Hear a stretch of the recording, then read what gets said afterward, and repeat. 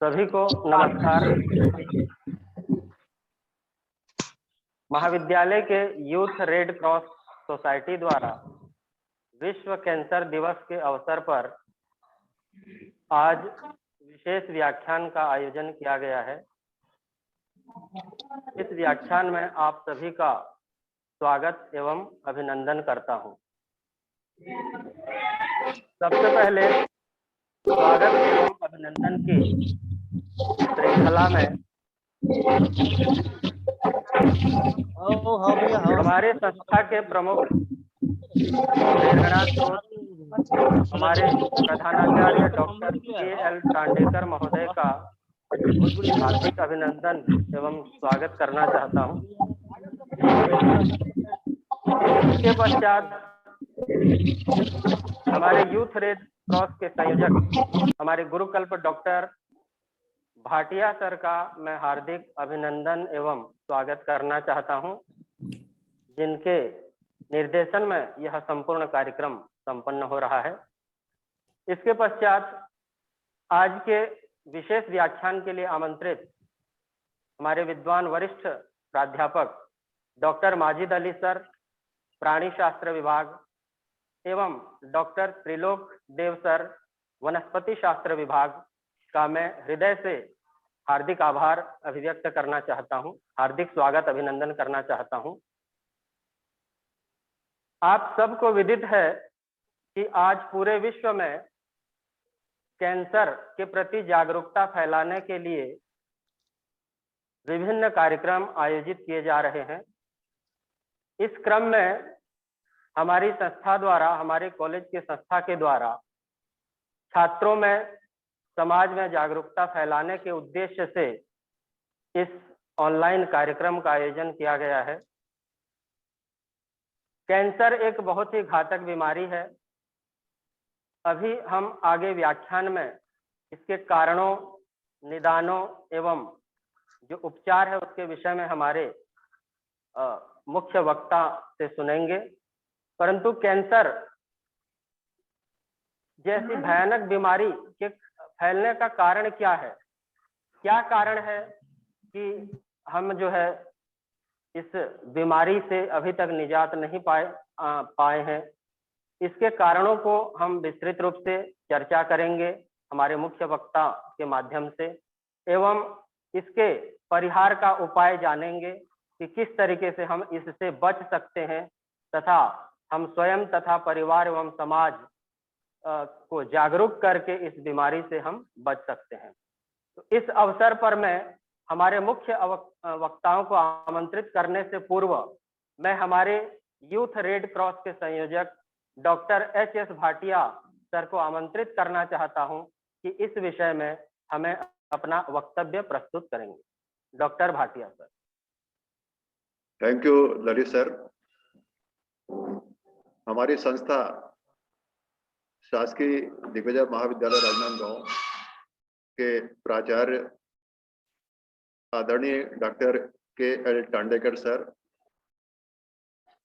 आज के कार्यशाला के विषय विशेषज्ञ doctor Majid Ali sir, doctor Trilok sir, मेरे प्राध्यापक बंधुओं एवं छात्र छात्राओं, आज 4 फरवरी पूरे विश्व में कैंसर दिवस मनाया जा रहा है। कैंसर वो खतरनाक बीमारी है जिसके बारे में ये कहा जाता है कि cancer is end of life, यानी जिस बंदे को कैंसर हो गया है उसका बचना मुश्किल है। लेकिन मेडिकल साइंस ने पिछले कुछ वर्षों में जो तरक्की की है और लोगों में जो जागरूकता आई है, उससे ये कथन अब गलत साबित होने लगा है कि cancer is end of life. यदि किसी व्यक्ति को कैंसर के लक्षण दिखते हैं, वो व्यक्ति सही समय पर सही स्थान पर जाकर अपना ट्रीटमेंट करवाता है तो इस बीमारी को कंट्रोल करके इससे बचा जा सकता है, लोगों को मौत के मुंह में जाने से रोका जा सकता है।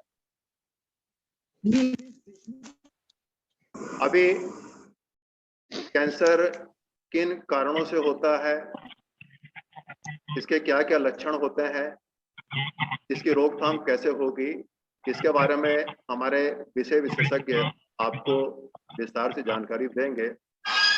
मैं तो इस अवसर पर केवल इतना ही कहना चाहूंगा कि हम सभी को व्यक्तिगत रूप से प्रतिज्ञा करनी चाहिए, ये प्रतिज्ञा करनी चाहिए कि मैं कैंसर के लक्षणों को समझने की कोशिश करूंगा, समझूंगा, तथा मेरे या किसी मेरे परिचित में कैंसर के लक्षण होंगे तो मैं बिना समय गवाए उसका इलाज करवाऊंगा। और यकीन मानिए, यदि समय पर प्राइमरी स्टेज में ही यदि ये समझ में आ जाए और हम ट्रीटमेंट शुरू करवा देंगे तो मौत के आंकड़े जो काफी भयावह हुआ करते थे वो धीरे धीरे कम हो भी रहे हैं और भी कम हो जाएंगे। तो मैं इस अवसर पर आप सभी का आह्वान करता हूं कि आप भी अपने स्तर पर कैंसर से संबंधित जो भी जागरूकता जनमानस में लाई जा सकती है, अवश्य आप भी इसका भी सहभागिता निभाएं। आप सभी का अभिवादन करते हुए मैं अपनी वाणी को विराम देता हूं। Thank you. बहुत बहुत धन्यवाद एवं हार्दिक आभार सर। आप इसी तरीके से हमारा मार्गदर्शन एवं हमें प्रेरणा प्रदान करते रहेंगे ताकि यूथ रेड क्रॉस के माध्यम से हम विभिन्न कार्यक्रमों का आयोजन करते हुए छात्रों एवं समाज में जागरूकता फैला सकें। अब इसके पश्चात विश्व कैंसर दिवस पर जो हम इस आभासीय व्याख्यान का आयोजन कर रहे हैं, इसमें कैंसर जो बीमारी है, इस बीमारी के विभिन्न क्या कारण हैं और इसके क्या बचाव हो सकते हैं, इस विषय में व्याख्यान प्रस्तुत करने के लिए मैं हमारे आदरणीय सम्माननीय डॉक्टर माजिद अली सर को सादर आमंत्रित करना चाहता हूं कि वो अपने विषय में व्याख्यान प्रस्तुत करेंगे। आदरणीय डॉक्टर माजिद अली सर। धन्यवाद मेरे मित्र डॉक्टर प्रधान सर, मेरे वरिष्ठ डॉक्टर भाटिया सर तथा इस कार्यक्रम में शामिल होने वाले सभी सहभागीगण और कार्यक्रम के प्रेरणा स्रोत, मार्गदर्शक और हमारे संरक्षक प्राचार्य महोदय केएल टांडेकर सर। कैंसर के विषय में विस्तृत जानकारी देने से पहले मैं 2 मिनट थोड़ा सा समय लूंगा आपसे, ताकि मैं अपना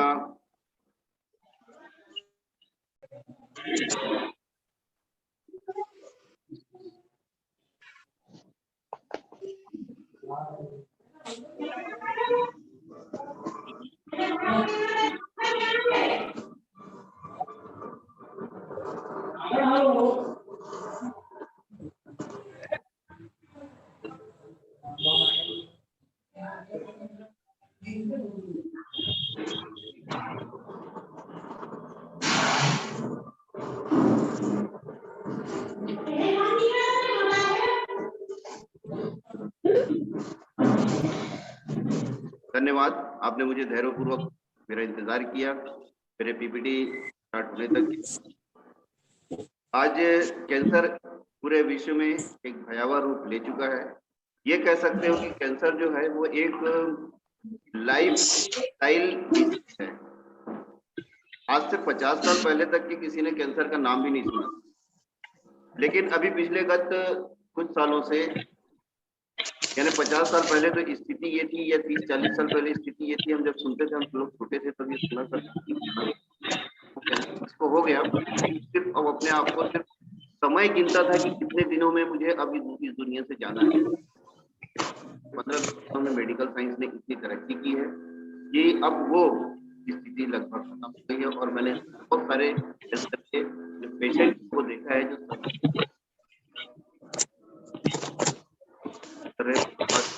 उसका इलाज चला है। और सबसे पहले हम समझते कैंसर हम देखते हैं, cancer is a disease person cell divide uncontrollably and spread into surrounding. ऐसी देखिए लोग जीवित जीव हैं, कोशिकाओं के बच्चे शरीर बना हुआ है, तो कोशिका जो होती है वो जीवित होती है, जीवन होता है, और जीवन का एक लक्ष्य होता है विभाजन। तभी हम हमारी वृद्धि होती है, नाखून बढ़ते हैं, बाल बढ़ते हैं, हमारे शरीर का आकार बढ़ता है, एक व्यक्ति से 2 व्यक्ति बनते हैं, जनसंख्या बढ़ती है। ये सारी चीजें जो है वो जीवन के लक्षण है। तो इनमें हम ये देखते हैं कि ऐसी कोई कोशिकाएं होती हैं जो अचानक, अच्छा ये सब चीजें जो होती हैं, जो ग्रोथ होती है, कोशिका का विभाजन होता है, वो विभाजन एक निश्चित समय में निश्चित मात्रा में ही होता है। ऐसा नहीं कि हमारा जैसे हाथ बढ़ता है तो हाथ बढ़ता चला गया, कुछ का विभाजन हो रहा है हाथ का तो हाथ हमारे बहुत लंबे हो जाएंगे, भूत टाइप हो जाएंगे, ऐसा नहीं होता। ऐसी तो जो होता है, ये चीजें जो होती है, विभाजन जो होता है एक निश्चित समय के लिए, एक निश्चित समय के लिए निश्चित आकार तक ही होती है। लेकिन जो कैंसर कोशिकाएं हैं, यही सबसे महत्वपूर्ण इसका लक्षण होता है कि कैंसर अनकंट्रोल होता है। उनका विभाजन जो होता है वो विभाजन अनकंट्रोल हो जाता है, जिसके कारण से ये इनको रोक पाना बहुत मुश्किल हो जाता है। और न सिर्फ ये स्वयं विभाजित होती हैं, अपने आसपास पे भी ये प्रभाव डालती हैं, और उनको 2 तरीके से नुकसान करती है। या तो स्वयं विभाजित होती चली जाती हैं और उनको खत्म करती है, खा जाती है दूसरी कोशिकाओं, क्योंकि भाई विभाजित होगी, लगातार कोशिकाओं की संख्या बढ़ेगी, तब उसको क्या चाहिए, ऑक्सीजन भी चाहिए, उसको भोजन भी चाहिए, और वो उस तरह के पदार्थों को भी चाहिएगी। तो ये सब चीजों की उसको जगह भी चाहिए, यानी रिसोर्सेज चाहिए। तो डेफिनेटली वो क्या करेगी, दूसरी कोशिकाओं को इंक्रोच करेगी। जो दूसरी कोशिकाओं को इंक्रोच करेगी तो 2 तरीके से उस पर असर पड़ेगा। या तो वो जो दूसरी कोशिका ड्रैकुला टाइप स्वयं इंड्यूस होकर के वो भी कैंसर बन जाएगी। बचपन में पढ़ते थे ना, ड्रैकुला किसी का खून, तो यदि पूरा खून पी जाता है तो वो मर जाता है, लेकिन थोड़ा सा खून पी के छोड़ देता है तो वो दूसरा व्यक्ति भी ड्रैकुला बन जाता है। ठीक वैसे ही कैंसर कोशिकाएं या तो दूसरे को इंड्यूस करके कैंसर कोशिकाएं बनाएंगी, या दूसरी कोशिकाओं को खा जाएंगी। 2 तरीके से काम करेंगे, ठीक है। तो उसमें दूसरे तरीके से इंड्यूस कैसे करेंगी, स्वयं उनका डीएनए चेंज हुआ, वो डीएनए वो दूसरी कोशिकाओं के डीएनए को भी चेंज करेंगी, जिससे वो भी लगातार अनकंट्रोल मल्टीपल होने लगेंगी। तो ये जो अवस्था कहलाती है, this is called neoplastic cell. जो उनका जो जेनेटिक चेंज हो जाता है, उनके जो डीएनए में, उनके जेनेटिक कंपोजिशन में जो परिवर्तन हो जाता है, ये जो ऐसा जो चेंज होता है, ये कहलाता है मेलिग्नेंसी। आगे हम देखेंगे। और ऐसी कोशिकाएं कहलाती हैं नियोप्लास्टिक सेल, ठीक है। ये जो वास्तव में जब कोशिकाएं लगातार विभाजित होती हैं तो 2 प्रकार से उसमें गांठ बन जाती है, जिसको हम ट्यूमर बोलते हैं। तो ये जो ट्यूमर बनता है, ये ट्यूमर 2 प्रकार है। एक तो होता है बिनाइन ट्यूमर। ये बिनाइन ट्यूमर नॉर्मल, कहीं पर जैसे हमको वो आपने देखा भी होगा, किसी कहीं पर ऐसे इतना बड़ा सा ट्यूमर बन गया। अब वो ट्यूमर नॉर्मल ट्यूमर है तो कोई विशेष बात होती नहीं है, वो ट्यूमर को ऑपरेशन करके निकाल दिया जाता है, कोई उसमें कोई नुकसान नहीं होता है। लेकिन ब्रेन ट्यूमर जैसी अगर कोई कंडीशन हो तो वो थोड़ा सा नुकसान कर सकता है, कॉम्प्लिकेटेड ऑपरेशन होता है, लेकिन फिर भी ये कैंसर जैसा घातक नहीं होता है।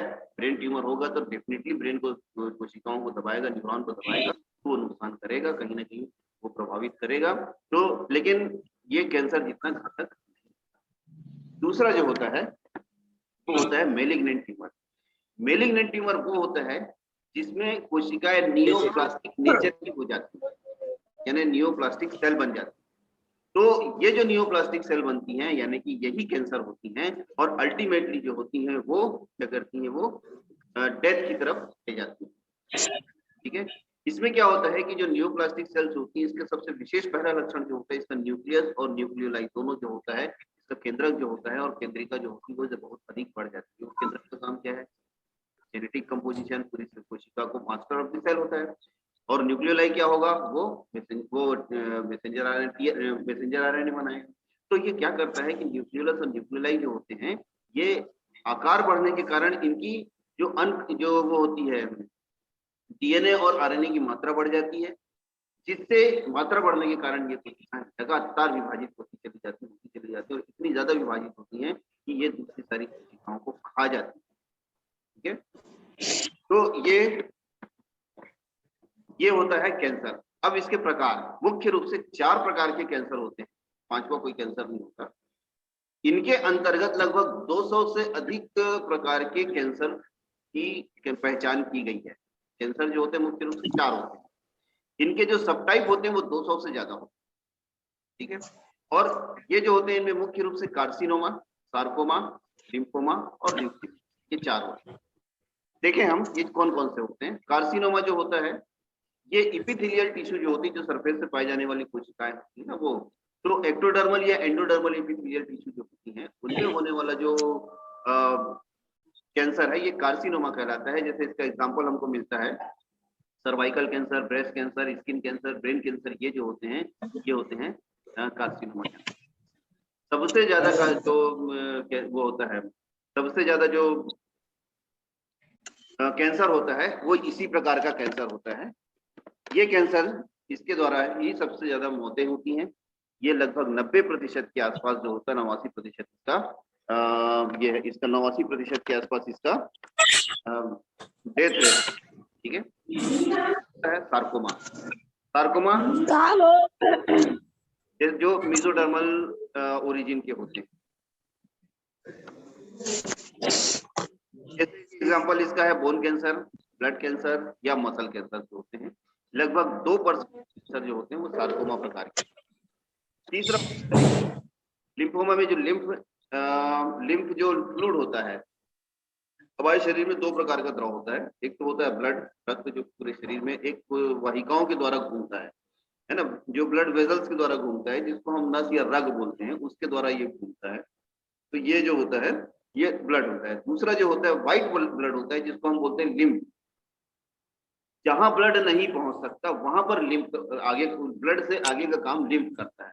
यानी मुख्य सड़कों पे जो गाड़ियां दौड़ती हैं वो ब्लड हैं। सड़कों से गलियों के भीतर जो जाती हैं, है ना, जो सड़कों से गलियों के भीतर तक के जो सामान की जो ट्रांसपोर्टेशन और उसकी आपूर्ति होती है वो लिम्फ के द्वारा होती है, मकानों तक की, यानी कोशिकाओं तक की, वो लिम्फ होती है।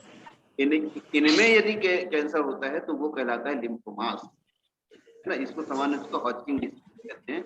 लगभग 5% कैंसर जो होते हैं वो लिम्फोमास प्रकार है।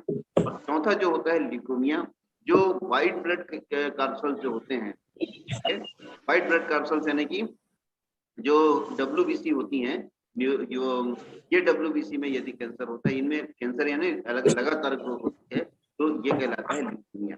ये होता है लगभग 4%। अब इसके बाद हम देखते हैं कि जो ऐसा क्या होता है इसकी कोशिकाओं में, सामान्य कोशिका और नॉर्मल कोशिकाओं में क्या अंतर होता है। ठीक है, यानी कि कैंसर कोशिकाएं ऐसी क्या होती हैं जिससे कि दूसरी कोशिकाओं से बदल जाती हैं और ये घातक हो जाती है। देखिए यहाँ पर कोशिकाओं का आकार बड़ा हो जाता है, केंद्रक इसका बड़ा हो जाता है।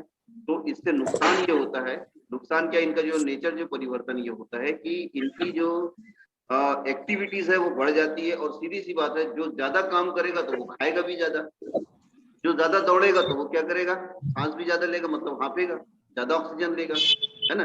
सवेरे सवेरे रामदेव बाबा के जो वो है योगा वाले जो होते हैं, वो बैठते हैं गार्डन में, बैठ के पूरी ऑक्सीजन ले जाते हैं। हम लोग जो देर से उठने वाले लोग हैं उनके लिए ऑक्सीजन बचती नहीं है। ठीक है, तो खैर ये मजाक की बात है। तो इसमें ये देखो ये क्या करती है, ये कैंसर सेल जो होती है ये पूरी ऑक्सीजन, भोजन, ये पदार्थों को पूरी ज्यादा से बहुत ज्यादा ये कंजम्पशन करने लगती है, क्योंकि इनका आकार भी बड़ा हो जाता है और ये सक्रिय ज्यादा हो जाती है, विभाजन भी तेजी से कर रही हैं, ये बहुत तेजी से विभाजन करने लगती है। सामान्य कोशिका इस प्रकार से दिखती है। दूसरी जो होती है सामान्य कोशिका जो होती हैं, ये एक निश्चित में निश्चित आकृति में, निश्चित क्रम में जुड़ी होती है, तभी तो हमारी नाक की जगह नाक है और निश्चित आकार की नाक है, निश्चित आकार के कान है, हमारे मुंह नाक हर एक की शक्ल हमारे हर एक की शक्ल एक निश्चित प्रकार की है और उंगलियों के निशान सब एक निश्चित प्रकार के, क्योंकि कोशिकाएं नॉर्मल रूप से काम कर रही है। लेकिन यही कोशिकाएं जब एबनॉर्मल हो जाती है तो ये विकृतियां आने लगती है विभिन्न प्रकार से। एक निश्चित आकार का लीवर है, निश्चित आकार का हमारा हार्ट है, लंग्स है, स्टमक, हमारा विसरा जो है, किडनी वगैरह सब एक निश्चित आकार में है। लेकिन यही अगर अनकंट्रोल डिवीजन होने लगी तो ये इसका जो ऑर्गेनाइजेशन है ये पूरा का पूरा बिगड़ जाएगा। ठीक है, तो इसी कारण क्या होता है कि इनकी जो साइज और शेप जो होती है वो निश्चित नहीं होती और दो कैंसर कोशिकाएं जो होती हैं वो भी निश्चित समान आकार की नहीं होती, क्योंकि जो बाकी जो कोशिकाएं सामान्य कोशिकाएं जो होती है वो तो समान आकार की होती है। ठीक है, इसके अलावा इसी कारण से क्या होता है कि ये जो होती कोशिकाएं जो होती हैं ये अपने जो होती सामान्य जो आकार इनका आकृति होनी चाहिए उससे ये बिगड़ जाती हैं, दूसरी विकृत आकृति में पाई जाती हैं। इसके अतिरिक्त इसमें एक और ये बात होती है कि ये बहुत अधिक मात्रा में ऑक्सीजन का कंजम्पशन करती हैं, तापमान इनका अधिक होता है, ये भोजन का बहुत ज्यादा उपयोग करती हैं और भोजन नहीं मिलने पर ये अपने आसपास की दूसरी कोशिकाओं को भी खा जाती हैं। यानी एक प्रकार से हम जो बचपन में कॉमिक्स पढ़ा करते थे ड्रैकुला की, वैसी ही ये कोशिकाएं होती कि या तो दूसरे को खा जाएंगी या दूसरे को कैंसर बना देंगी। ठीक है, इसके बाद हम देखते हैं इसमें इनके मुख्य रूप से इनके जो वो है कैरेक्टरिस्टिक्स होते क्या हैं, इसको हम एक ग्राफिक डायग्राम के द्वारा समझने की कोशिश करते हैं। यहाँ से स्टार्ट होता है कि ये जो होती सबसे पहले क्या होती है कि इवेडिंग ग्रोथ सप्रेशन, क्या होता है कि स्वयं तो बहुत तेजी से बढ़ती है लेकिन दूसरी कोशिकाओं को क्या करती है ये कम दूसरी को ये कम करने लगती है। ठीक है, ये दूसरी कोशिकाओं को सप्रेस करती है। इसके लिए इसमें जो कुछ एंजाइम्स होते हैं ये होते हैं suppress RB TP 53 TGF beta वगैरह। इसमें जो इसका जो गुण होता है वो है मेटास्टेसिस। मेटास्टेसिस यानी कि इसमें बहुत ज्यादा दूसरों को प्रभावित करने की क्षमता होती है और इसके लिए जो इसमें जो केमिकल पदार्थ होता है, केमिकल चेंजेस होते हैं वो होता है ई कैथरीन के द्वारा। ठीक है, इसके अलावा इसके बाद इसमें एंजियोजेनेसिस भी होने लगती है और ये एंजियोजेनेसिस जो होती है वो होती है VEGF और थ्रोम्बोस्पोंडिन, ये केमिकल जो होते हैं इस प्रकार से इसमें जो होता है। और इसके अतिरिक्त इसमें जो सबसे महत्वपूर्ण जो होती है वो है रेजिस्टिंग सेल डेथ, जिसको कहा जाता है एपोप्टोसिस। एपोप्टोसिस एक स्पेसिफिक वर्ड है, इसका मतलब होता है प्रोग्राम्ड सेल डेथ। यानी कि कोशिका जो होती है अपने अंदर ऐसे प्रोग्राम, जैसे कंप्यूटर जो होता है ना उसमें आप प्रोग्राम फीड कर दो, तो सॉफ्टवेयर में प्रोग्राम फीड है तो उसके अनुसार वो रिएक्ट कर देगा। तो कोशिका के अंदर ऐसा प्रोग्राम फीड होता है तो जिसमें क्या होता है कि कोशिका जो है वो एक निश्चित समय आने पर उसका लाइसोसोम फट जाता है और उसके हाइड्रोलाइटिक एंजाइम रिलीज हो जाते हैं और वो कोशिका को डिस्ट्रॉय कर देते हैं यानी मर जाती है। तो ये कैपेसिटी इनके अंदर, ये दूसरी कोशिकाओं के अंदर ये कैपेसिटी डेवलप करते हैं।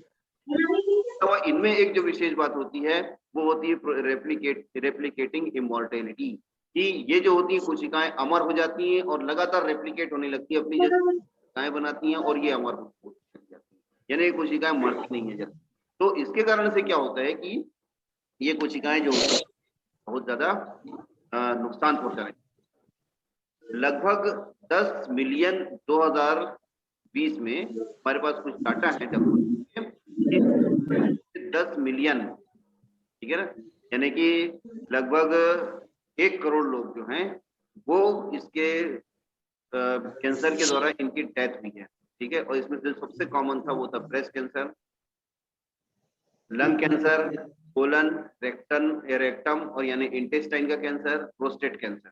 ठीक है, तो ये जो है ये मुख्य रूप से है। और इसके अलावा लगभग 1/3 यानी कि जो मरने वाले जो लोग हैं उनमें से 1/3 लोग जो होते हैं वो तंबाकू, हाई बॉडी मास इंडेक्स यानी कि कम मेहनत करना, भोजन ज्यादा करना, बैठे रहना, शरीर को बिल्कुल काम ना करने देना, उसके कारण भी कैंसर होता है, आगे देखेंगे। Alcohol consumption, low fruit and vegetable intake और लैक ऑफ फिजिकल एक्टिविटी, ये इसके कारण भी जो थे लगभग इसके 1/3 लोग इनकी डेथ हुई।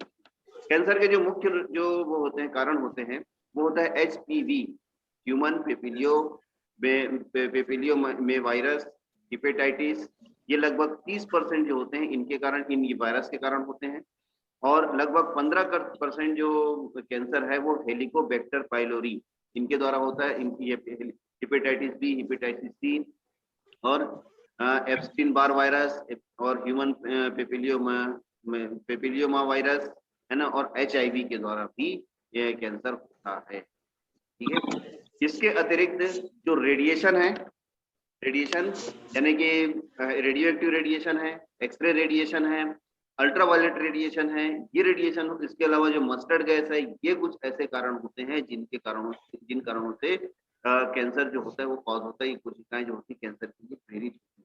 ठीक है, कैंसर जो होती है इसमें जैसा कि बताया कि 2020 में लगभग 10 मिलियन में डेथ हुई थी, जिसमें से 2.25 मिलियन यानी लगभग 25 लाख के आसपास ब्रेस्ट कैंसर से, 2.21 मिलियन जो थे वो लंग्स के द्वारा, कोलन एंड रेक्टम यानी स्मॉल इंटेस्टाइन के द्वारा 1.93 मिलियन, प्रोस्टेट के द्वारा 1.4 मिलियन, स्किन के द्वारा लगभग 1.2 मिलियन जो डेथ हुई, स्टमक 1.09 और तो वो थी लंग कैंसर 1.8 मिलियन। तो ये लगभग ये कुछ डाटा है जिनके द्वारा ये कोशिश की जा रही है किन किन कारणों से, किन किन प्रकार के कैंसर से 2020 में डेथ। WHO जो है, WHO का जो इसकी एक research agency for research on cancer IARC, ये कैंसर के कारणों, कैंसर होने वाले कारणों और उसके जो डाटा है उनको ये मेंटेन करने का काम करती है। ठीक है, तो ये जो है ये जो कुछ कारणों को इन्होंने बताया है, एक तो कारण इन्होंने जेनेटिक बताया है, माता पिता इसके ऊपर पूर्वजों में यदि किसी को कैंसर हो तो किस प्रकार से ये कारण हो सकता है, अल्ट्रावायलेट और आयनाइजिंग के कारण हो सकता है। कुछ जो दूसरे एस्बेस्टस है, जो कार्सिनोजन यानी ऐसे पदार्थ जिनके द्वारा कैंसर उत्पन्न होता है। तो ये कार्सिनोजन जो होते हैं वो है एस्बेस्टस, टोबैको यानी तंबाकू, अल्कोहल यानी शराब का सेवन, जो फूड कंटामिनेंट होते हैं, आर्सेनिक होता है ड्रिंकिंग वाटर में, ये होता है। इसके अलावा जो वायरस, बैक्टीरिया जो इसमें मैं आपको यहाँ पर एक बात बता दूं आपको कि जो एकमात्र टोक्सोप्लाज्मा वो कैंसर कॉज करता है। ठीक है, अगर फर्स्ट ईयर की इसमें समझेंगे ये एक कैंसर को रोका कैसे जा सकता है। कि कैंसर को रोकने के तो भाई सिंपल तरीके हैं कि सबसे पहले तो तंबाकू सबसे बड़ा कारण है इसका। तंबाकू बंद कीजिए, जो बॉडी वेट को, बॉडी मास इंडेक्स जो है उसको आप मेंटेन कीजिए, हेल्दी डाइट लीजिए, फ्रूट और वेजिटेबल्स लीजिए, फिजिकल एक्टिविटीज रेगुलर कीजिए। जो अल्कोहल का कंजम्पशन है यानी कि शराब पीना वगैरह जो है इसको नहीं करना चाहिए, ये बहुत लिमिटेड हो, है ना। HPV और हेपेटाइटिस B और C का वैक्सीनेशन हो प्रॉपर। ठीक है, और इसका ट्रीटमेंट जो है तो ये बहुत आजकल बहुत कॉमन हो गया है कि इसका ट्रीटमेंट बहुत ज्यादा नहीं है, कुछ मुश्किल से 20-30 सेकंड बचा हुआ है मेरे पास। मैं इसमें बहुत जल्दी बता देता हूँ कि रेडियोथेरेपी, कीमोथेरेपी और ये जो थेरेपीज होती हैं और ये थेरेपीज के द्वारा इसका किया जाता है। तो आप सबको मेरा यही संदेश है कि आप अपनी एक जो हेल्दी डाइट होती है और हेल्दी लाइफ होती है उसको आप फॉलो कीजिए, आप आराम से इसके कैंसर से बचा जा सकता है। समय लगभग समाप्त हो रहा है और मैं आपको ये कह रहा हूँ कि लगभग ये इसी लिंक पे आप तुरंत जुड़िएगा। मैं तो अभी यहाँ से हो रहा हूँ, मेरा कंटिन्यू आगे होगा, लेकिन मैं इसी लिंक से आप तुरंत इसमें फिर से कनेक्ट होइएगा। ठीक है, समय समाप्त होने के कारण ये लिंक समाप्त हो रहा है और इसी लिंक पे तुरंत आप जुड़िए, आगे का कार्यक्रम निरंतर रहेगा। धन्यवाद।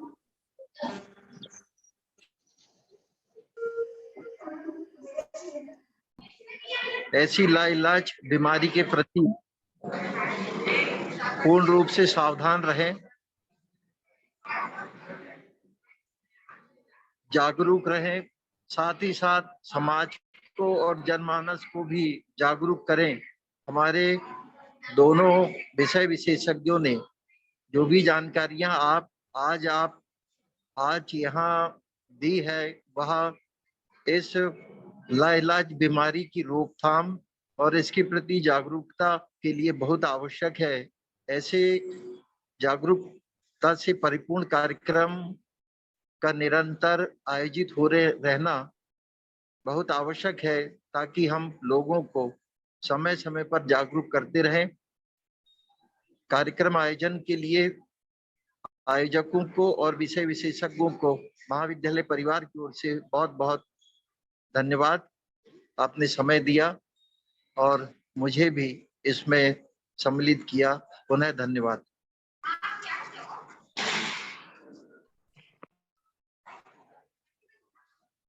हेलो। बहुत बहुत धन्यवाद सर, आपने हमें ओके, थैंक यू। कार्यक्रम में उपस्थित होकर के हमारा मार्गदर्शन किया, हमारा उत्साह बढ़ाया। तदर्थ बहुत बहुत धन्यवाद। कार्यक्रम में द्वितीय वक्ता के रूप में हमारे समक्ष प्राणी वनस्पति शास्त्र विभाग के डॉक्टर त्रिलोक देव सर उपस्थित हैं। मैं उनसे निवेदन करना चाहता हूं कि वे अपने विषय का प्रवर्तन प्रारंभ करें। डॉक्टर त्रिलोक देव सर। धन्यवाद ललित प्रधान सर। इस एक दिवसीय राष्ट्रीय कैंसर जागरूकता कार्यक्रम के आयोजन सचिव, सर्वप्रथम मैं हमारे संस्था के प्राचार्य मार्गदर्शक प्रेरणा स्रोत आदरणीय के.आर. टांडेकर सर तथा यूथ रेड क्रॉस सोसाइटी के अधिकारी डॉक्टर एच.एस. भाटिया सर का धन्यवाद ज्ञापन करना चाहता हूं उन्हें कि उन्होंने मुझे मौका दिया इस अवसर पर अपने विचार रखने का। साथ ही साथ सभी पार्टिसिपेंट्स का धन्यवाद। मैं आज का लेक्चर प्रारंभ करता हूं।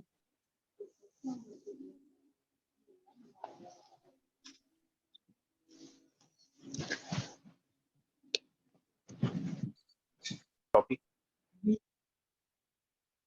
है potential of plants in treatment of cancer.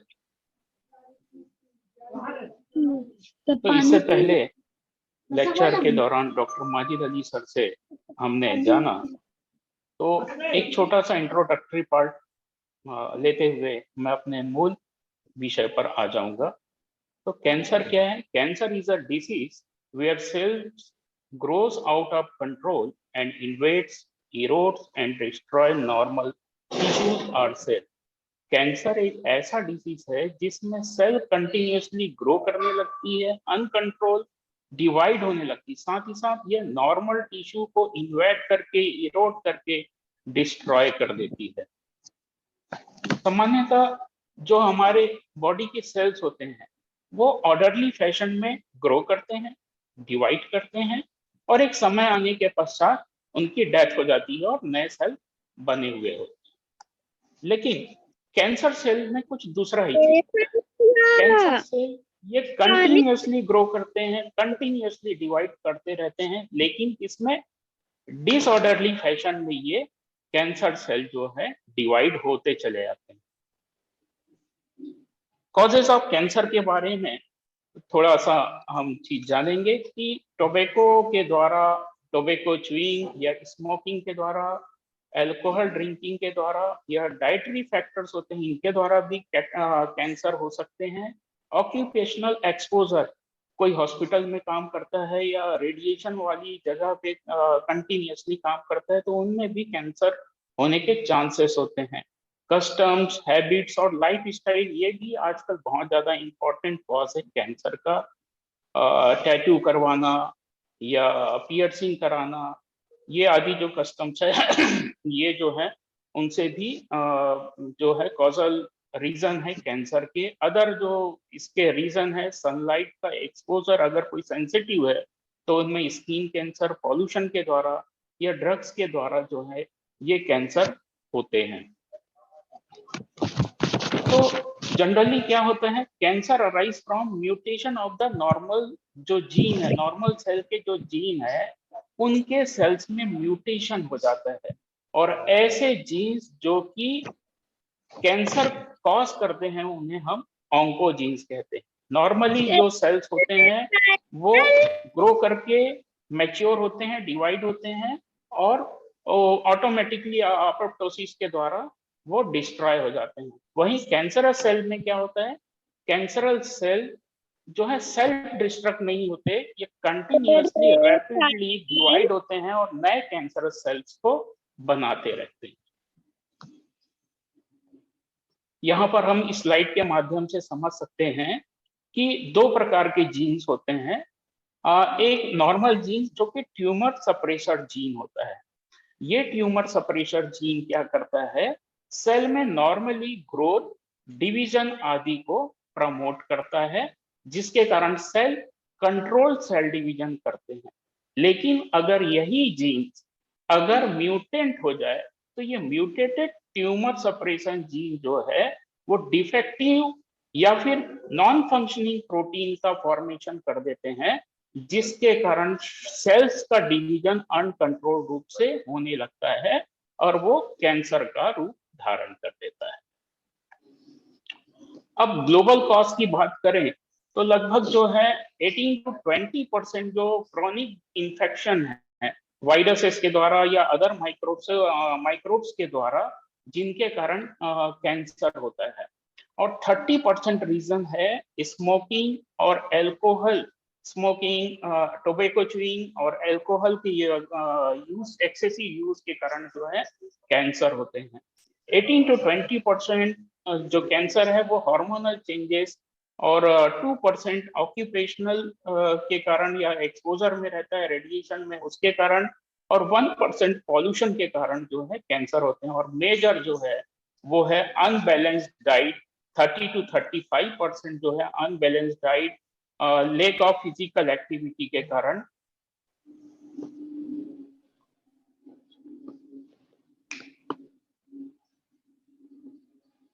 Thirty two 35% unbalance diet और फिजिकल एक्टिविटी के कारण जो है हमें पता चलती है कि कैंसर होता है। कैंसर स्टैटिस्टिक्स के बारे में हम यहाँ पर इस स्लाइड के माध्यम से देख सकते हैं कि जो कैंसर का स्टैटिस्टिक्स ये इस स्लाइड में बता रहा है कि जो हार्ट डिसीजेस है उसके बाद सेकंड मोस्ट रीजन जो डेथ होती है वो कैंसर के कारण होती है। तो सेकंड मोस्ट जो डेथ कॉजल डिसीज है वो है कैंसर। वर्ल्ड वाइड अगर हम सिनारियो में बात करें तो 19.3 मिलियन हर साल नए कैंसर के केसेस मिलते हैं। वर्तमान में 10.2 मिलियन जो डेथ होती है वो कैंसर के कारण होती है, और 32.6 मिलियन पीपल जो है कैंसर के साथ सरवाइव करते हैं। यहाँ पर हम इस पाई चार्ट के माध्यम से देख सकते हैं कि एशियन कॉन्टिनेंट में जो है मैक्सिमम 49% जो है न्यू केसेस 2020 में रिकॉग्नाइज किए गए सबसे ज्यादा अदर देन कॉन्टिनेंट्स। तो ये वर्ल्ड हेल्थ ऑर्गेनाइजेशन का डेटा है 2022 का, जिसमें 19.3 मिलियन जो पीपल हैं उनमें कैंसर केस डायग्नोज किया गया। और ये है इस स्लाइड में हमें दिखाई दे रहा है कि estimated number of death in 2020 जो है उसमें हम देख सकते हैं कि वर्ल्ड के सिनारियो में 9.9 मिलियन जो है वो डेथ हुए हैं। एशियन कॉन्टिनेंट में सबसे ज्यादा डेथ रेट जो है 53% जो है डेथ हुई है वर्ल्ड वाइड। वहीं इंडियन प्रोस्पेक्ट में हम बात करें तो इंडियन सिनेरियो में हमारे पास ये वर्ल्ड का डेटा है वर्ल्ड हेल्थ ऑर्गेनाइजेशन का, जिसके अकॉर्डिंग 2020 में 13 लाख लोग जो है भारत में कैंसर रोग से ग्रसित थे, जिसमें से 8,51,678 डेथ जो है कैंसर के कारण हुई।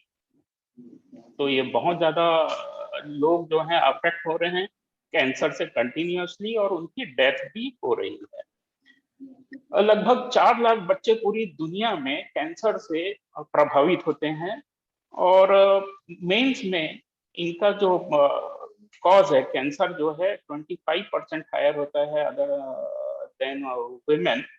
और टोटल डेथ की बात करें तो हर 6वां व्यक्ति जो है उसकी जो डेथ है वो कैंसर के कारण होती है।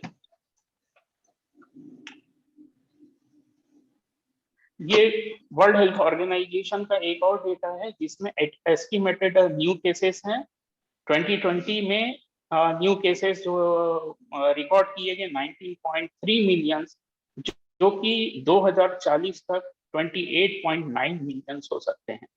और वहीं हम डेथ की बात करें तो 2020 में 9.96 मिलियन जो है पूरे वर्ल्ड में इनकी डेथ हुई कैंसर के कारण, और जो कि 2040 में 16.2 मिलियन तक हो सकती है।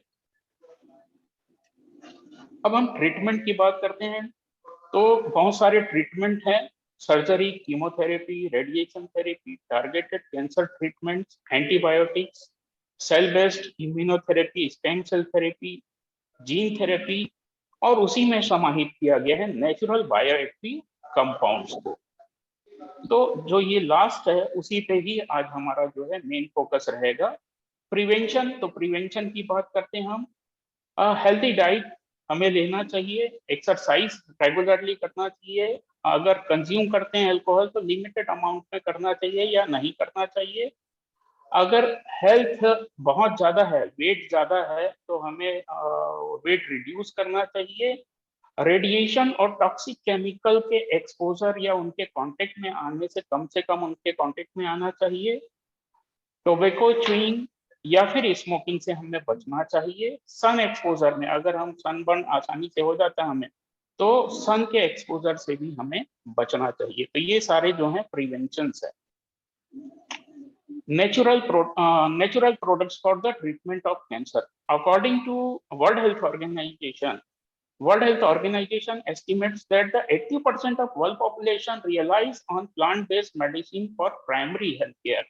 तो इतना बड़ा जो पॉपुलेशन, 80% जो वर्ल्ड का पॉपुलेशन है, वो नेचुरल प्रोडक्ट की ओर डाइवर्ट हो रहे हैं, क्योंकि ये ज्यादा सेफर है, मोर नेचुरल है, और जो सिम्टम रिलीफ है वो हमें प्रदान करता है। पेन, नोसिया आदि जो है उसमें हमें ये रिलीफ देता है। अब हम जानेंगे नेचुरल बायोएक्टिव कंपाउंड्स जो कि जिनमें ये क्षमता होती है कि कैंसर को खत्म कर सके या रोक सके। तो कैंसर जो है आज के समय में सबसे बड़ा ड्रेडफुल डिजीज है जिसके ऊपर हम अभी तक जीत नहीं पा चुके हैं, लेकिन एक समय बहुत ही जल्दी आएगा जिसे हम कंट्रोल कर सकेंगे इस भयावह रोग को। इसीलिए जो है ये कॉन्टेक्स्ट में कहा गया है natural bioactive compounds with anti cancer potential.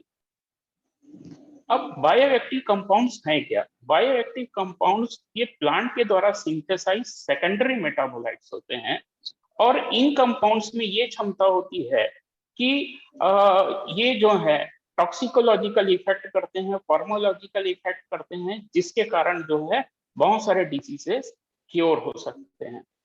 आज के इस मेन टॉपिक पर अब हम आते हैं, जिसमें हम जानेंगे कि प्लांट के कौन कौन से सोर्स हैं जिसमें बायोएक्टिव या प्रिंसिपल कंपाउंड्स हैं जो कि इस डिसीज में काफी इफेक्टिव हैं।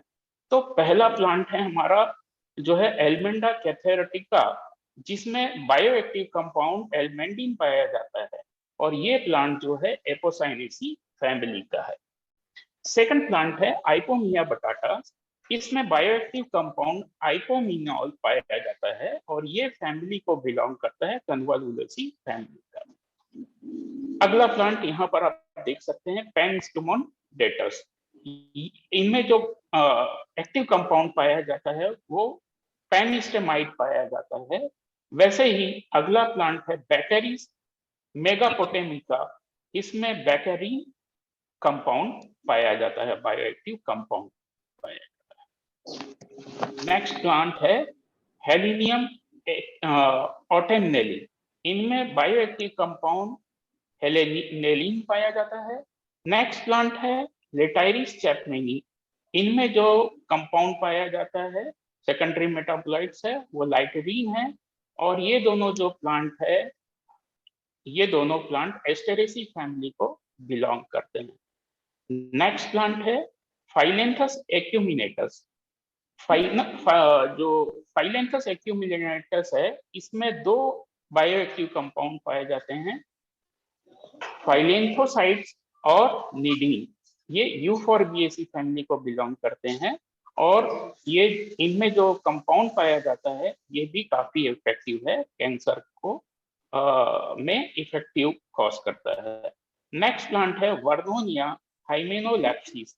इनमें बायोएक्टिव कंपाउंड वर्नोलैपिन पाया जाता है, और यह वर्नोनिया प्लांट जो है एस्टेरेसी फैमिली को बिलोंग करता है। फिर हम अगले प्लांट्स की बात करते हैं, जेट्रोफा गोसिपिफोलिया। ये प्लांट यूफॉर्बिएसी फैमिली का है। इनमें जो प्रिंसिपल कॉन्स्टिट्यूएंट है वो जेट्राफोन है। और नेक्स्ट प्लांट है इंपॉर्टेंट मेडिसिनल प्लांट है ये टेक्सास ब्रेविफोलिया। टेक्सास ब्रेविफोलिया में टेक्सॉल नाम का बायोएक्टिव कंपाउंड पाया जाता है। ये टेक्सास ब्रेविफोलिया जो है टेक्सेसी फैमिली का प्लांट है। नेक्स्ट प्लांट है ब्रूसिया एंटीडाइसेंट्रिका। इनमें ब्रूसिनटीन बायोएक्टिव कंपाउंड पाया जाता है। नेक्स्ट प्लांट है मेरा ऑरेगेनस कुकुरबिटेसी फैमिली का प्लांट है। इसमें कुकुरबिटेसी कंपाउंड पाया जाता है जो कि हेल्पफुल होता है इस डिसीज को रोकने में। नेक्स्ट प्लांट है एसर न्यूगेंडी। एसर न्यूगेंडी जो है एस्टीरेसी फैमिली का प्लांट है, जिनमें एसर सेपोनेनिन पी नाम का बायोएक्टिव कंपाउंड पाया जाता है। अगला प्लांट है एक्निस्टस आर्बोरिएंसिस। इनमें पिथेफेरिन कंपाउंड पाया जाता है, सेकेंडरी मेटाबोलाइट्स, और ये जो प्लांट है सोलेनेसी फैमिली का प्लांट है। अगला जो प्लांट है कॉम्ब्रिटम कैफरम, जो कि कॉम्ब्रिडेसी फैमिली का प्लांट है। इनमें जो बायोएक्टिव कंपाउंड पाया जाता है कॉम्ब्रिटेस्टिन A4 पाया जाता है। तो ये सारे जो प्लांट्स हमने अभी देखे उनमें ये सारे बायोएक्टिव कंपाउंड्स पाए जाते हैं जो कि काफी हेल्पफुल होते हैं डिसीज को रोकने में। अगला प्लांट है फ्रेजेरा ज़ेंथोज़ाइलोलाइट्स। इनमें निटिडीन और फ्रेजेरा माइक्रोफाइला, ये दोनों प्लांट रोटेसी फैमिली के हैं। इन दोनों प्लांट में जो कंपाउंड पाया जाता है निटिडीन नाम का। अगला प्लांट है टाइलोफोरा क्रैबीफ्लोरा, जो कि एस्लेपिडिएसी का प्लांट है। इनमें बायोएक्टिव कंपाउंड है टाइलो क्रेबाइन। नेक्स्ट प्लांट है एक्रोनिशिया ब्यूरी, जो कि रोटेसी फैमिली का प्लांट है। इनमें जो कंपाउंड पाया जाता है एक्रोनाइसिन। फिर हम जानेंगे अगले प्लांट्स के बारे में। तो एपोसाइनेसी फैमिली के दो प्लांट है, एक्रोशिया एलिप्टिका और एक्रोशिया म्यूरी। यहाँ पर आप डायग्राम स्लाइड में देख सकते हैं, एक्रोशिया एलिप्टिका और एक्रोशिया म्यूरी। इन दोनों प्लांट में एलिप्टिसिन नाम का बायोएक्टिव कंपाउंड पाया जाता है। अगला जो प्लांट है प्लांट के नाम कैम्प्टोथिका एक्यूमिनेटा। इनमें कैम्प्टोथिसिन नाम का कंपाउंड पाया जाता है जो कि डिसीज में काफी इफेक्टिव है। नेक्स्ट प्लांट है सिफेलोटेक्सस हेरिंगटोनिया। सिफेलोटेक्सस हेरिंगटोनिया में दो एक्टिव कंपाउंड पाए जाते हैं, बायो कंपाउंड पाए जाते हैं, हेरिंगटोनिया और होमो हेरिंगटोनी। ये दोनों जो है बायोएक्टिव कंपाउंड्स इनमें प्लांट्स में मिलते हैं। नेक्स्ट प्लांट है कैथेरिंथस लेंसियस, जो कि एपोसाइनेसी फैमिली का प्लांट है। इनमें बायोएक्टिव कंपाउंड ल्यूसेरीन पाया जाता है।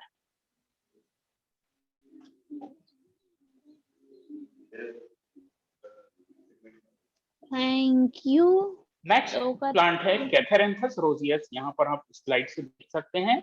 इनमें दो इंपॉर्टेंट प्रिंसिपल कॉन्स्टिट्यूएंट्स पाए जाते हैं, सेकेंडरी मेटाबोलाइट्स पाए जाते हैं, विनब्लास्टीन और विनक्रिस्टीन नाम के ये एपोसाइनेसी फैमिली जो है, तो कहाँ जाता था एटोरी?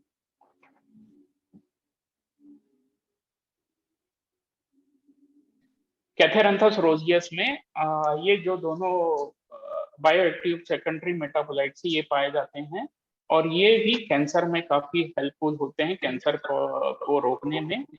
अगला जो प्लांट है माइटीनस ब्यूकेनेनी, इसमें जो है 3 प्रकार के बायोएक्टिव कंपाउंड पाए जाते हैं, माइटेनेसिन, माइटेंसिन और माइटेन वेलिन। इस प्लांट में 3 कंपाउंड पाए जाते हैं जो कि कैंसर को रोकने के लिए हेल्पफुल होते हैं। वहीं माइटेंसिन सिरेटा में माइटेंसिन पाया जाता है। तो ये है माइटेंसिन सिरेटा और माइटेनस ब्यूकेनेनी, ये दोनों प्लांट हैं। अगले प्लांट है कॉल्चिकम स्पेसियोसम, जिससे कॉल्चिसीन नाम का जो हम सेकेंडरी मेटाबोलाइट ऑब्टेन करते हैं। और दूसरा प्लांट है बोआर्डी टर्मिफोलिया। ये जो बोआर्डी टर्मिफोलिया है, इससे 2 प्रकार के कंपाउंड्स मिलते हैं हमें, बोआर्डी और डीऑक्सी बोआर्डी। ये दोनों जो है इस रूबिएसी फैमिली के प्लांट जो है बोआर्डी टर्मिफोलिया से प्राप्त होते हैं। इंडिया में ये जो नीचे दिए गए जो प्लांट डेराइव्ड कंपाउंड्स हैं, 9 प्लांट डेराइव्ड कंपाउंड्स है, वो एंटी कैंसर ड्रग के रूप में उपयोग में लाए जा रहे हैं। विनब्लास्टिन, विनक्रिस्टिन, ये दोनों जो है विनका रोजिया से मिलता है। एक्टोपोसाइट्स और टेरिपोसाइट्स, टैक्सॉल, नेवेलबीन, टैक्सोटेयर और टोपोटेकेन और एरेनोटेकेन, ये जो एंटी कैंसर ड्रग या जो प्लांट डेराइव्ड कंपाउंड है, इनका यूज किया जा रहा है। अब हमें जानना चाहिए कि इन प्लांट का सिलेक्शन कैसे करें अगर हम इसको एंटी कैंसर एजेंट के रूप में कर रहे हैं। तो सबसे पहले हमें ऐसे प्रोमाइजिंग प्लांट को सेलेक्ट करना चाहिए। तो वो उसके लिए हमें स्टेप उठाना चाहिए कि ऐसे प्लांट जिसके हम बायोलॉजिकल एक्टिविटीज या बायोलॉजिकल कंपाउंड्स के बारे में जानते हैं, ऐसे प्लांट्स को हमें सेलेक्ट करना चाहिए। और हमें ऐसे प्लांट को सेलेक्ट करना चाहिए जो कि ट्रेडिशनली काफी लंबे समय से एज अ फोक मेडिसिन के रूप में उपयोग में लाता जा रहा हो। और इन प्लांट में ये भी प्रॉपर्टी होनी चाहिए, टॉक्सिसिटी प्रॉपर्टी होनी चाहिए, ताकि वो सेल्स को डिवाइड कर सके। तो ट्रेडिशनली जो फोक मेडिसिन है, यहाँ पर कुछ प्लांट है, गुंजा, बाम्बरी, अडूसा, बेल, अंकोल। तो इसमें जो अंकोल है, एलेंजियम सेल्वीफोलियम जो है, ये कैंसरस ऊन में काम आता है और इसका फ्रूट जो है लंग कैंसर में काम आता है। वहीं सिरसा, कदम, कटहल, मोखला, हिंगोट, बीन, सोनपत, चार आदि जो है, ये ट्रेडिशनली मेडिसिनल प्लांट जो है फोक मेडिसिन के रूप में यूज किया जाता आ रहा है। परसा, पड़र, cannabis, cassia fistula, citrus medica, coriandrum sativum, curcuma longa zingiberaceae family का प्लांट है। ये भी एंटी कैंसर की तरह यूज किया जाता है in treatment of cancer. Datura, तेंदू, बायबिरंग, आंवला को भी कैंसरस वुंड में काफी यूज किया जाता है। थूरा, बरगद, डूमर, पीपल, कलिहारी, ये भी एक इम्पोर्टेंट मेडिसिनल प्लांट है। ग्लोरियोसा सुपरबा, तो इससे के सीड से जो है ऑयल ऑब्टेंट होता है, जो कि कैंसरस वुंड में काफी हेल्पफुल होता है। वहीं खमार, जैनसन, मैंगीफेरा इंडिका को हम इनकी लीव्स को अगर एथोटोडा वसका, जूमिया या और चिरायता की लीव्स के साथ में इसको बर्न करके अगर इसका फ्यूम इनहेल करें तो ऐसा माना जाता है कि ये लंग कैंसर में हेल्प होता है। वहीं बेखेन, मुनगा, केवाच, कनेर, हरसिंगार, तुलसी आदि पौधों का फोक मेडिसिन के रूप में यूज किया आता जा रहा है। अंत में जो ये सारे जो प्लांट हमने अभी देखे या जिनके बारे में जाना या उनसे डराइव्ड जो हम कंपाउंड्स के बारे में जाना, ये काफी अच्छे एंटी कैंसर एजेंट होते हैं। इनमें काफी अच्छी इफेक्टिव प्रॉपर्टीज होती है और हमें जो है आने वाले समय में और भी सेफ, इकोनॉमिक और साइट स्पेसिफिक कैंसर ड्रग के ऊपर काम करने की आवश्यकता है, ताकि हम इस ड्रेडफुल डिसीज कैंसर को आसानी से ट्रीट कर सकें। Thank you so much. यहाँ पर इस अंतिम स्लाइड में एक छोटी सी जानकारी देना चाहूंगा। ये एक कैंसर ट्रेन है जो कि जिसके बारे में हो सकता है कि सभी जानते होंगे, जो कि पंजाब के भटिंडा से राजस्थान के बीकानेर तक चलती है। और पंजाब में हम सभी जानते हैं कि एग्रीकल्चर इतनी एग्रीकल्चर से जुड़े हुए काफी लोग हैं जिन्होंने केमिकल फर्टिलाइजर्स, पेस्टिसाइड्स, फंजीसाइड्स आदि केमिकल्स का इतना बेतहाशा यूज किया कि वहाँ की सॉइल और वाटर जो है पूरी तरीके से कंटामिनेट हो गई और धीरे धीरे डायरेक्टली और इनडायरेक्टली ह्यूमन बींग्स को सभी को इफेक्ट करने लगी। और इनमें जो है इनमें जो है प्रमुख कारण जो है कैंसर का यही रहा। तो यहाँ के जो किसान हैं वो इस ट्रेन के द्वारा बीकानेर पहुंचते हैं अपने ट्रीटमेंट के लिए। तो ऐसी कोई ट्रेन भारत में नहीं चलनी चाहिए, ऐसी हम कल्पना करते हैं। इन्हीं शब्दों के साथ आप सभी का धन्यवाद, आयोजन समिति का धन्यवाद जिन्होंने मुझे बोलने का मौका दिया। बहुत बहुत धन्यवाद डॉक्टर त्रिलोक सर का। उन्होंने बहुत ही सारगर्भित रूप से कैंसर जैसे लाइलाज बीमारी लेकर अपना व्याख्यान प्रस्तुत किया। इसके लिए मैं उनका हार्दिक आभार व्यक्त करना चाहता हूँ। कैंसर ये जो बीमारी है, जैसा कि उन्होंने बताया, होता है मात्रा में कृषि के कार्यों में पेस्टिसाइड्स का प्रयोग किया जा रहा है, जिसके कारण कैंसर जैसी बीमारी फैल रही है। तो हमें प्राकृतिक जो है ऑर्गेनिक जो खेती है के ऊपर हमें होगा, जिससे कि इस तरीके की बीमारियों से बचा जा सके और ज्यादा से ज्यादा गायों का पालन करना पड़ेगा। पहले जैसे गांव में हर घर में 4-8 गायें होती थी, आजकल तो किसी के घर में ही गाय मिलेंगी। गोबर खाद का प्रयोग करना पड़ेगा। सरकार की योजनाएं चलानी पड़ेगी, जैसे छत्तीसगढ़ सरकार ने ये जो गोबर को खरीदने की योजना चलाई है, बहुत अच्छा कदम है। ऐसे सभी सरकारों को जो है प्रयास करना पड़ेगा। इसके अतिरिक्त भी अन्य प्रयास करने पड़ेंगे जिससे हम इस तरीके की बीमारी से बच सकें। अब मैं इस कार्यक्रम के यूथ रेड क्रॉस के अधिकारी हमारे मार्गदर्शक प्रेरणा स्रोत डॉक्टर एच.एस. भाटिया सर का सादर आमंत्रण करना चाहता हूँ कि वो सभी का धन्यवाद ज्ञापन करने का कष्ट करें। Doctor H S. भाटिया। कैंची रख दे, गवावे मत, तोला का हाथ हूँ घर गुजर दे और कर है। आज की ये जो राष्ट्रीय कार्यशाला हुई है, उसकी प्रेरणा हमें मिली हमारे महाविद्यालय के प्राचार्य डॉक्टर टांडेकर जी से। इसलिए सबसे पहले आभार मैं व्यक्त करना चाहूंगा हमारे प्राचार्य डॉक्टर टांडेकर सर का। मित्रों, कैंसर एक ऐसी बीमारी है जो ऐसा नहीं कि केवल बुजुर्गों को ही होती है, ये किसी भी उम्र के लोगों को हो सकती है, शरीर के किसी भी अंग में हो सकती है।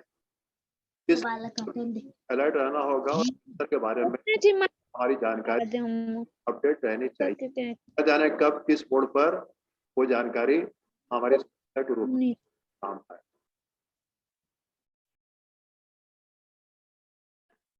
आज की कार्यशाला के विषय विशेषज्ञ के रूप में उपस्थित हमारे महाविद्यालय के 2 युवा और बहुत ही टैलेंटेड प्राध्यापक डॉक्टर माजिद अली सर और डॉक्टर त्रिलोक सर का भी मैं हृदय से आभार व्यक्त करता हूं कि उन्होंने बहुत ही सारगर्भित तरीके से टू द पॉइंट कैंसर के संबंध में जानकारी हम सबको दी। इसके साथ ही जितने भी पार्टिसिपेंट्स इस कार्यशाला से जुड़े हैं, चाहे वो टीचर्स हों, स्टूडेंट हों, आम नागरिक हो, उनका भी मैं यूथ रेड क्रॉस की तरफ से बहुत बहुत आभार व्यक्त करता हूं। Thank you.